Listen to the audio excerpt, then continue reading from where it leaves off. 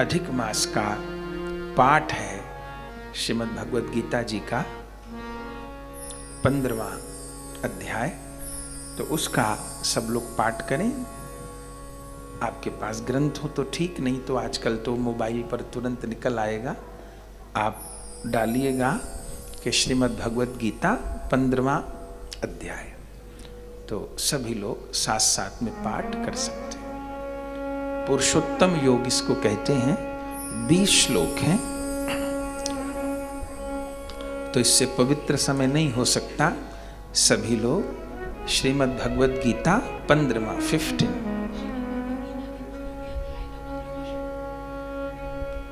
15वां अध्याय, 15वां श्लोक नहीं, 15वां अध्याय।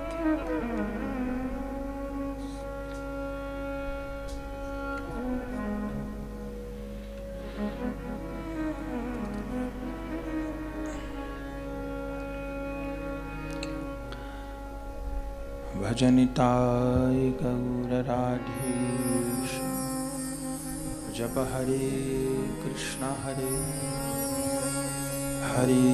कृष्णा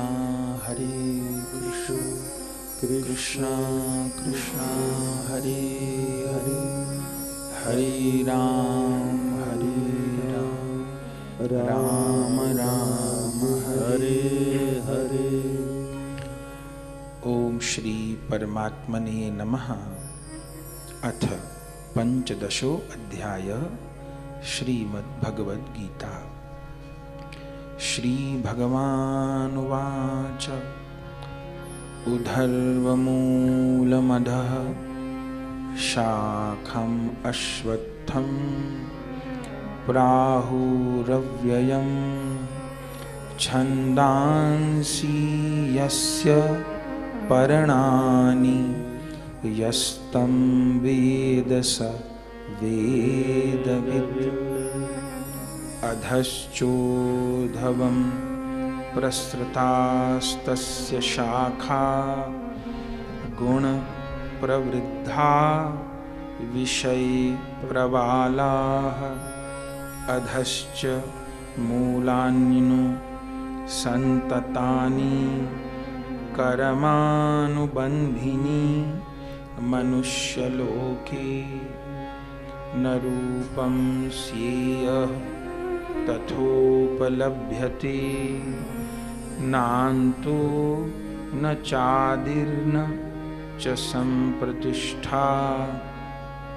अश्वपथि अश्वत्थमेनं सुविरूढमूलं संगशस्त्रेण दृढेन छित्त्वा। ततः पदं तत्परिमार्गितव्यम् यस्मिन् गता न निवर्तन्ति भूयः। तमेव चाद्यं पुरुषं प्रपद्ये यतः प्रवृत्ति प्रसृता पुराणी। निरमानमोहा जितसङ्गदोषा अध्यात्मनित्या विनिवृत्तकामाः। द्वन्द्वैर्विमुक्ताः सुखदुःखसंज्ञैर्गच्छन्त्यमूढाः पदमव्ययं तत्। न तद्भासयते सूर्यो न शशाङ्को न पावकः। यद्गत्वा न निवर्तन्ते तद्धाम परमं मम। ममैवांशो जीवलोके जीवभूतः सनातनः। मनः षष्ठानि इन्द्रियाणि प्रकृतिस्थानि कर्षति। शरीरं यदवाप्नोति यच्चाप्युत्क्रान्तीश्वरः।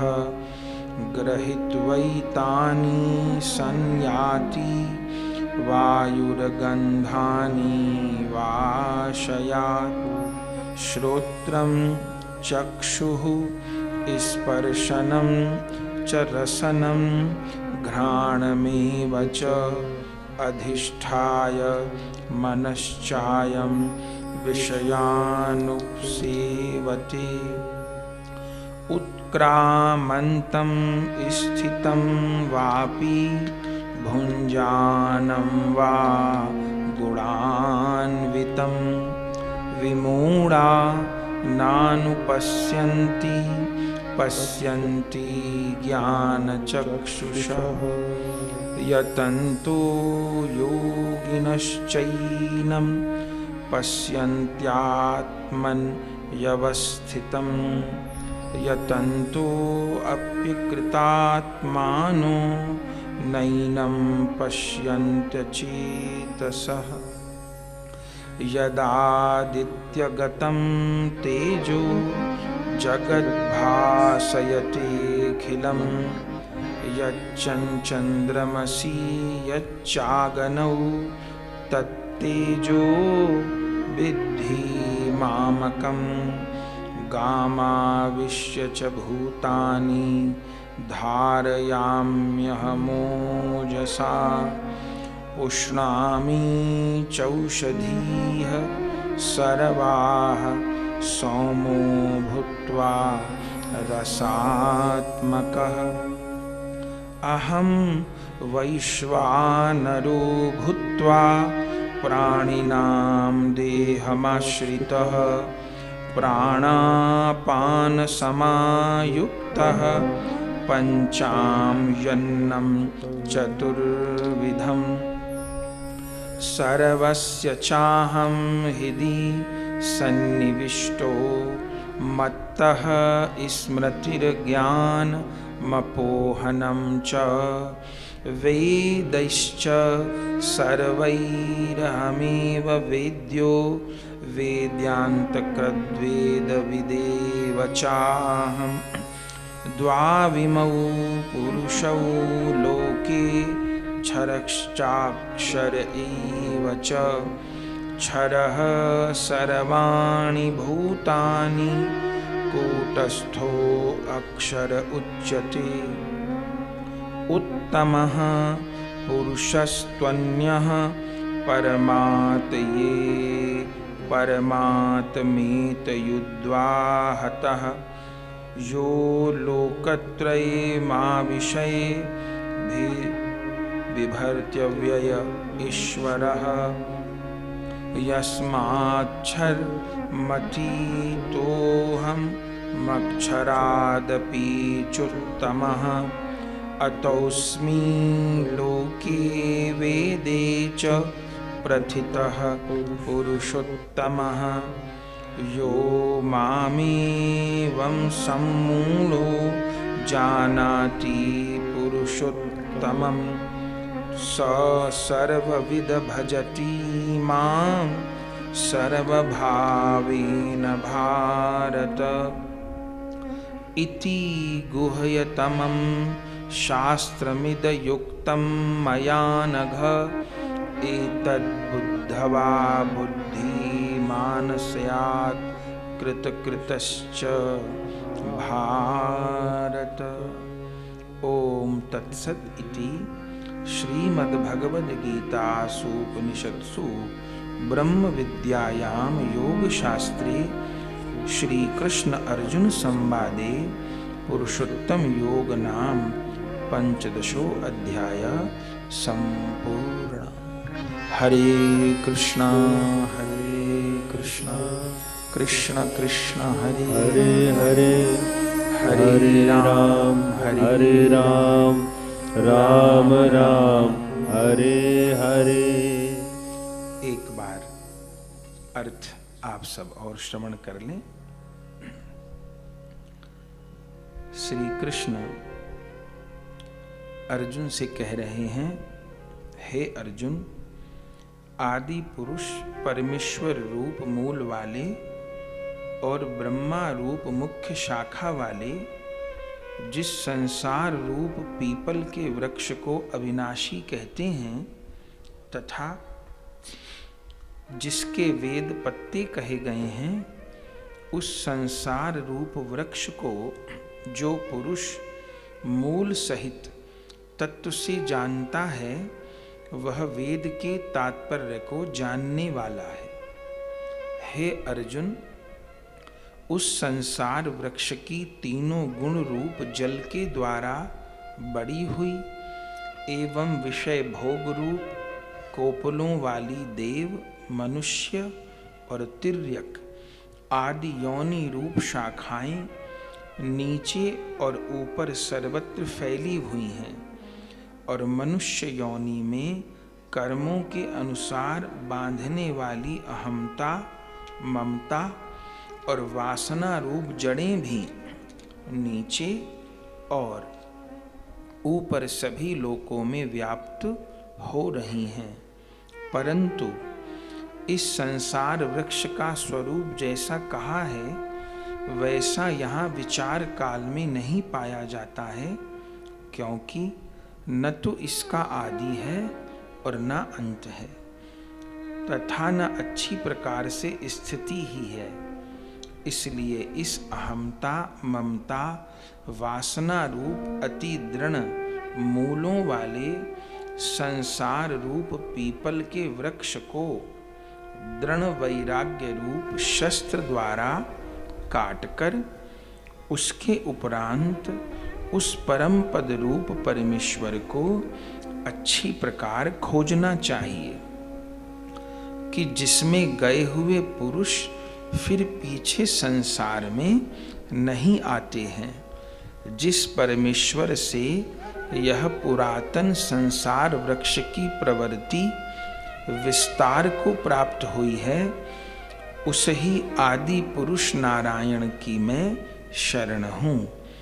इस प्रकार दृढ़ निश्चय करके नष्ट हो गया है मान और मोह जिनका, तथा जीत लिया है आसक्ति रूप दोष जिन्होंने, और परमात्मा के स्वरूप में है निरंतर स्थिति जिनकी, तथा अच्छी प्रकार से नष्ट हो गई हैं कामना जिनकी, ऐसे वे सुख दुख नामक द्वंद्वों से विमुक्त हुए ज्ञानी जन उस अविनाशी परम पद को प्राप्त होते हैं। उस स्वयं प्रकाश में परम पद को न सूर्य प्रकाशित कर सकता है, न चंद्रमा और न अग्नि ही प्रकाशित कर सकता है, तथा जिस परम पद को प्राप्त होकर मनुष्य पीछे संसार में नहीं आते हैं, वही मेरा परम धाम है। हे अर्जुन, इस देह में यह जीवात्मा मेरा ही सनातन अंश है और वही इन त्रिगुणमयी माया में स्थित हुई मन सहित पांचों इंद्रियों को आकर्षण करता है। कैसे कि वायु गंध के स्थान से गंध को जैसे ग्रहण करके ले जाती है, वैसे ही देहादिकों का स्वामी जीवात्मा भी जिस पहले शरीर को त्यागता है, उससे इन मन सहित इंद्रियों को ग्रहण करके फिर जिस शरीर को प्राप्त होता है उसमें जाता है। उस शरीर में स्थित हुआ यह जीवात्मा श्रोत, चक्षु और त्वचा को तथा रसना, घ्राण और मन को आश्रय करके अर्थात इन सब के सहारे से ही विषयों को सेवन करता है। परंतु शरीर छोड़कर जाते हुए को अथवा शरीर में स्थित हुए को और विषयों के भोगते हुए को अथवा तीनों गुणों से युक्त हुए को भी अज्ञानी जन नहीं जानते हैं। केवल ज्ञान रूप नेत्रों वाले ज्ञानी जन ही तत्व से जानते हैं, क्योंकि योगी जन भी अपने हृदय में स्थित हुए इस आत्मा को यत्न करते हुए ही तत्व से जानते हैं। और जिन्होंने अपने अंतःकरण को शुद्ध नहीं किया है, ऐसे अज्ञानी जन तो यत्न करते हुए भी इस आत्मा को नहीं जानते हैं। हे अर्जुन, जो तेज सूर्य में स्थित हुआ संपूर्ण जगत को प्रकाशित करता है, तथा जो तेज चंद्रमा में स्थित है और जो तेज अग्नि में स्थित है, उसको तू मेरा ही तेज जान।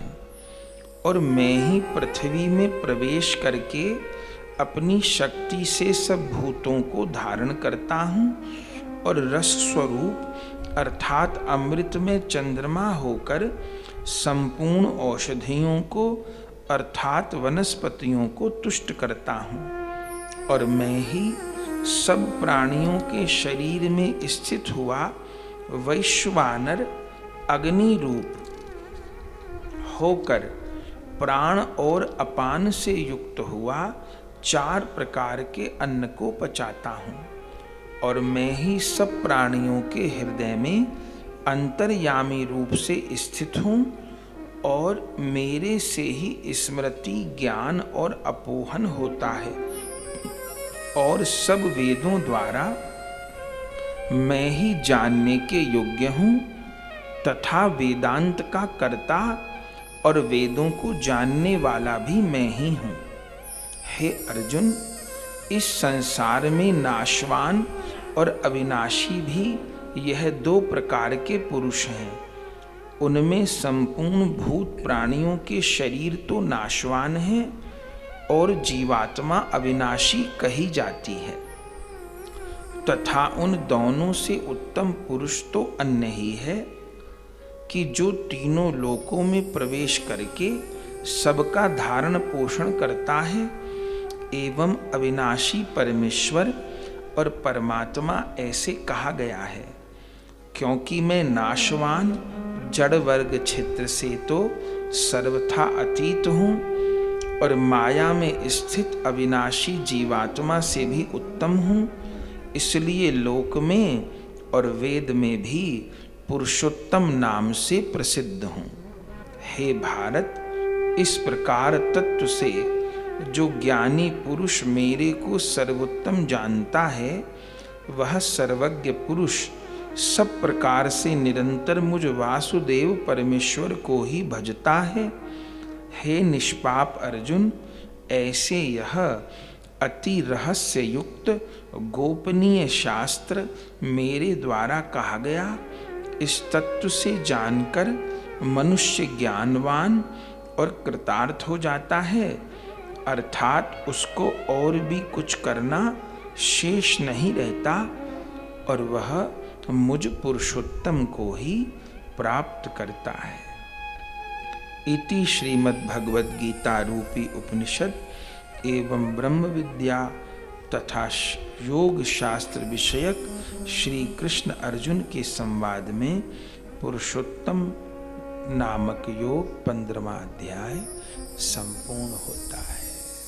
श्री कृष्ण चरण अर्पण मस्तु। श्रीमद् भगवद गीता जी की जय हो। श्री पुरुषोत्तम योग की जय हो। श्री पुरुषोत्तम मास की जय हो। तो श्रीमद् भगवद गीता के 15वें अध्याय का पाठ संक्षेप में, इसमें प्रभु ने ये कहा है कि सब जीवों के भीतर आत्मा बनकर मैं ही विराजमान हूं। तो अर्जुन पूछते हैं, फिर जीव को बंधन क्यों है? जब सबके भीतर आप ही विराजमान हो। तो भगवान समझा रहे हैं कि जीव को बंधन इसलिए है कि वो अपने को आत्मा नहीं मान रहा, वो अपने को शरीर मान रहा है। जैसे जो मेरा है वो मैं नहीं हो सकता। जैसे हम कहते हैं ये मेरे कपड़े हैं, तो कपड़े मेरे हैं पर मैं कपड़ा नहीं हूं। ठीक बात है, कपड़े मेरे हैं पर मैं कपड़ा नहीं हूं। घर मेरा है पर मैं घर नहीं। गाड़ी मेरी है पर मैं गाड़ी नहीं हूं। धन मेरा है पर मैं धन नहीं हूं। ऐसे शरीर मेरा है पर मैं शरीर नहीं। जो मेरा है वो मैं नहीं हो सकता। तो शरीर मेरा है पर मैं शरीर नहीं हूं। तो मैं क्या हूं? तो भगवान कह रहे हैं कि सब जीव मेरे अंश हैं। जैसे ये शरीर हमारे माता पिता का अंश है, हमारे यजमान श्याम जी मेरे पितृ तृप्त हो, मेरे माता पिता को प्रसन्नता हो, मेरे पूर्वजों को प्रसन्नता हो, तो इनको क्या जरूरत है पितरों को तृप्त करने की?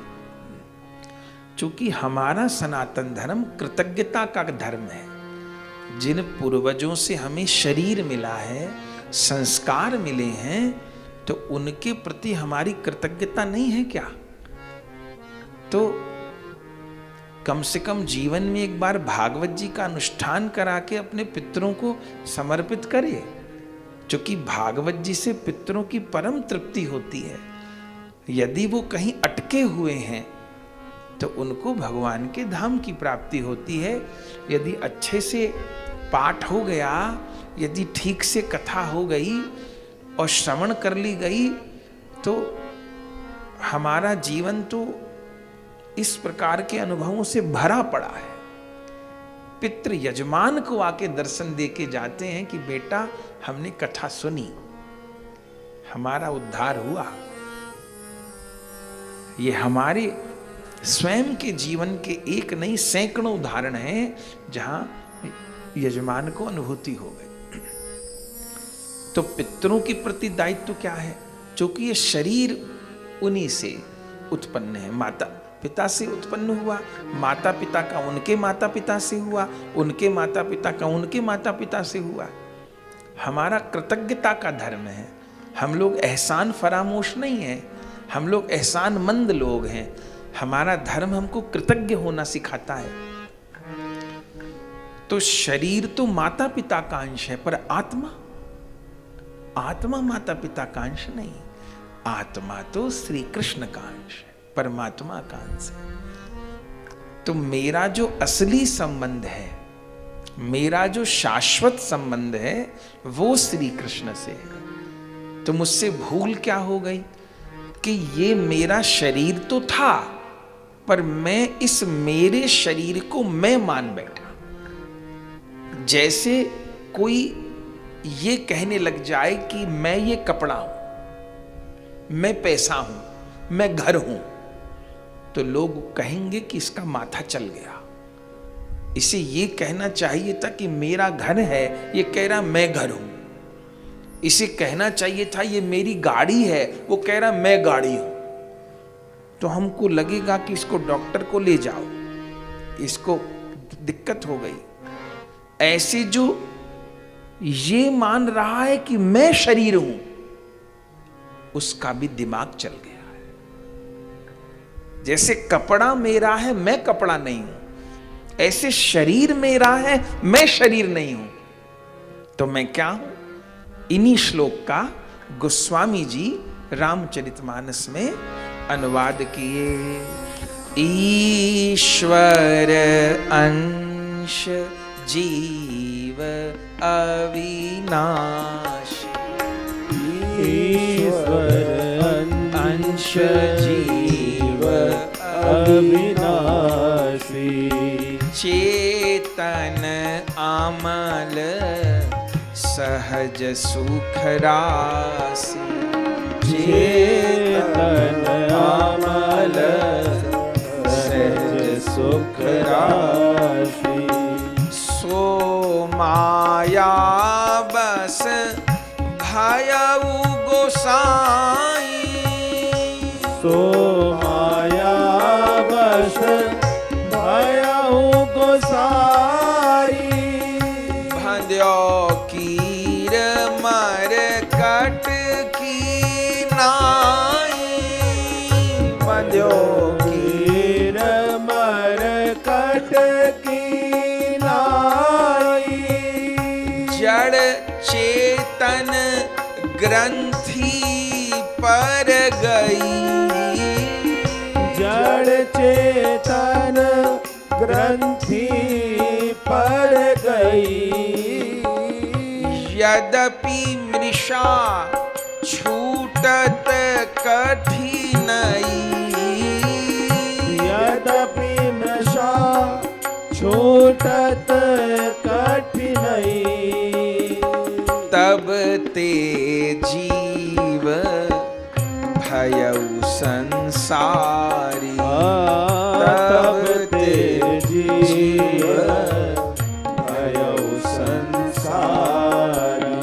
छूट ना ग्रंथि ना होए सुखारी, छूट न ग्रंथि न होए सुखारी। ईश्वर अंश जीव अविनाश, ईश्वर अंश जीव अविनाशी। इसी बात को गोस्वामी जी कहे। आज भागवत जी के प्रथम दिन की कथा में भी यही चर्चा है कि मैं भगवान का अंश हूं, तो मेरा जो शाश्वत संबंध है वो श्री कृष्ण से है। अभी जो सरल उदाहरण दिया कि कपड़े मेरे हैं, उनको पहनना है। गर्मी है तो गर्मी के वस्त्र पहनेंगे, सर्दी है तो सर्दी के पहनेंगे। अच्छा कपड़ा बासी हो जाएगा, गंदा हो जाएगा तो धोने डाल देंगे, साफ पहन लेंगे। लेकिन कोई इस वस्त्र को ही पकड़ के बैठ जाए,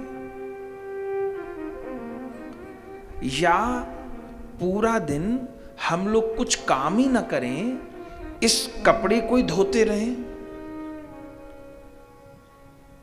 इस पे प्रेस ही करते रहें, इस कपड़े में ही पूरे दिन सेंट इत्र लगाते रहें, इसको सजाते रहें, तो लोग कहेंगे दिमाग ठीक नहीं है इसका, ये कपड़े में ही लग गया। बस उसको संसार के लोग बीमार कहेंगे, पर यदि हम अपने को शरीर मान लिए तो हमको अध्यात्म राज्य में भगवान के दरबार में बीमार माना जाएगा। ये शरीर मैं नहीं हूं, ये मेरा है, ये मेरे उपयोग के लिए है। तो इस शरीर के जो संबंध है वो क्या है? इस शरीर ने कुछ शरीरों से सेवा ली थी, तो उन शरीरों को इस शरीर के द्वारा सेवा देनी है। हो सकता है इस बार जो मेरा पुत्र बन के आया है, पिछले जन्म में वो मेरा पिता हो, वो मेरा पिता बना हो और मैंने उसकी सेवा की हो, और वही पूर्व जन्म का मेरा पिता पुत्र बन के आया हो सेवा चुकाने के लिए, अब वो मेरी सेवा कर रहा है। कोई समाज में मेरा दुश्मन है, मुझे हानि पहुंचा रहा है, अवश्य पूर्व जन्म में मैंने उसको हानि पहुंचाई थी, मैंने उससे शत्रुता की थी। अब वो वाला बैलेंस करने के लिए शत्रु बन के खड़ा हो गया है। कोई मुझे स्नेह कर रहा है, कोई मुझे सहयोग कर रहा है, मैंने उसको सहयोग किया था, तो वो जो मैंने दिया था वो मुझे वो लौटाने इस बार आया है। तो शरीर का जो व्यवहार है केवल व्यापार ही देन लेन नहीं है, शरीर का व्यवहार भी देन लेन है। जिनसे मैंने सेवा ग्रहण की थी उनकी मुझे सेवा करनी है, और जिनकी मैंने सेवा की थी वो मुझे सेवा दे रहे हैं। लेकिन दुकानदार के पास ग्राहक आया, 100 रुपया दिया और मैंने उसको 100 रुपए का सामान दिया, ना उसने मुझ पे एहसान किया ना मैंने उस पर एहसान किया। उसने मुझको 100 रुपया दिए और मैंने उसको 100 रुपया का सामान दे दिया, न उसने मुझ पे एहसान किया ना मैंने उस पे एहसान किया, न वो मुझ में आसक्त हुआ न मैं उसमें आसक्त हुआ। अगली बार सामान लेने आए तो अच्छा है, नहीं तो कोई और आएगा। तो जैसे व्यापार में देन लेन है, ऐसे इस देह के साथ भी देन लेन है। तो इस शरीर धरे का कंसेप्ट क्या है, ये आर्ट ऑफ लिविंग क्या है, ये जीवन जीने की कला ये है कि मैं सबके प्रति अपने दायित्व पूरे करूंगा।